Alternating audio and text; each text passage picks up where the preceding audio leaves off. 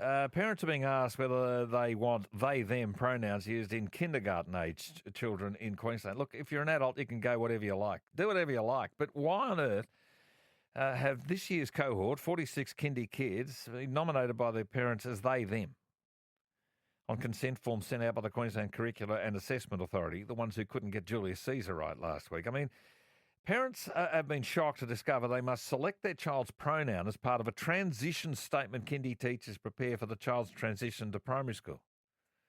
So at 4 going on 5, 5 going on 6, there are they, them, or a he, she, or whatever it might be. Several psychologists have told the Courier Mail, and the Australian rather, that introducing the concept of to children at such a young age was harmful. I mean, let kids be kids, for heaven's above. Edward Schuller, Secretary of the Teachers Professional Association, joins me now. Edward, what do you think of all this madness, isn't it?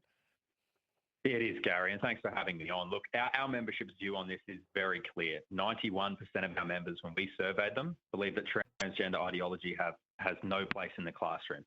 And, Gary, we've seen this sort of stuff on the rise down south in Victoria, which is the breeding ground for bad ideas. I was down there for the first 6 months of this year, and I visited schools, kindergartens and childcare centres.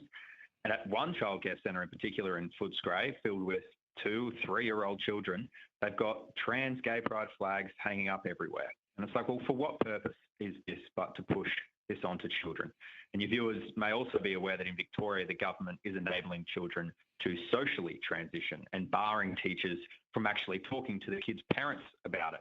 So this sort of stuff is just sickening. And I think it's of grave concern, Gary, to parents and teachers alike, that this might be the case here in Queensland as well. And the government needs to understand that while the QTU, the big unions, are big on pushing this corrosive ideology, everyday teachers find it sickening. And they find it sickening, Gary, for good reason, because they care about children. And I think that they hold the view that it's not loving to affirm that which isn't true.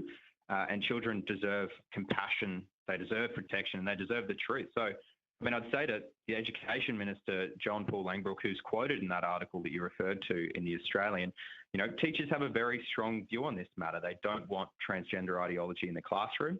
And it's time that his government took a principled stance of their own on this issue. Look, I think as adults become adults, adults can make their own decisions. They can do whatever they like. Kids will play dress-ups. They will do whatever they like there too. But to actually introduce this lack of innocence, the sexual context around kids that are, well, they're not even close to puberty. I mean, why would you give preschool kids a sexualised context? I mean, mate, when I went to school, we had blue cards that your school record was on for boys and pink ones for girls. I mean, heavens, that all went years ago. I know it's all white cards now, and probably that's racially discrimination. But this is madness. Can't we just teach kids to love life, learn stuff, and get on with it? Yeah, exactly. But I don't think madness is a good enough excuse for it, Gary. Like, it is just pretty sickening. There's no good reason for this sort of thing. And again, they always push it in terms of tolerance and loving. But it's just not the case. And like you said, the psychologists are warning against this sort of thing. I mean, it's not yielding better outcomes for kids when they, you know, are transgender or they think that they're a different gender. It's confusion and it's chaos for them. And it's not a good thing. And it's incumbent upon adults to protect children, and that includes from this. And again, the government has to come out very strongly. I mean, do we have to get back to basics for the Education Minister with a nice simple question, Gary? Can a boy become a girl?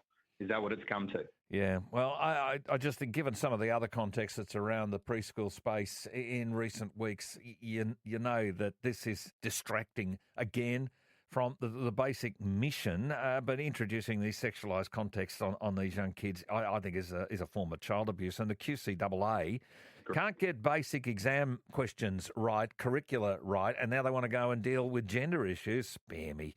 Heavens above. Edward, the other thing, I guess, the Queensland Teachers Union negotiated pay rise for teachers. I don't think there's any surprise here. This whole thing's been rejected.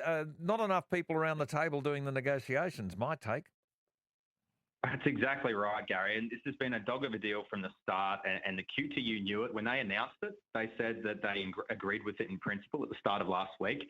And cue the backlash from the grassroots members who are sick to death of this betrayal from their one and only union as per the regulations in Queensland. So you're right, legislative change is required to allow for competitive unionism.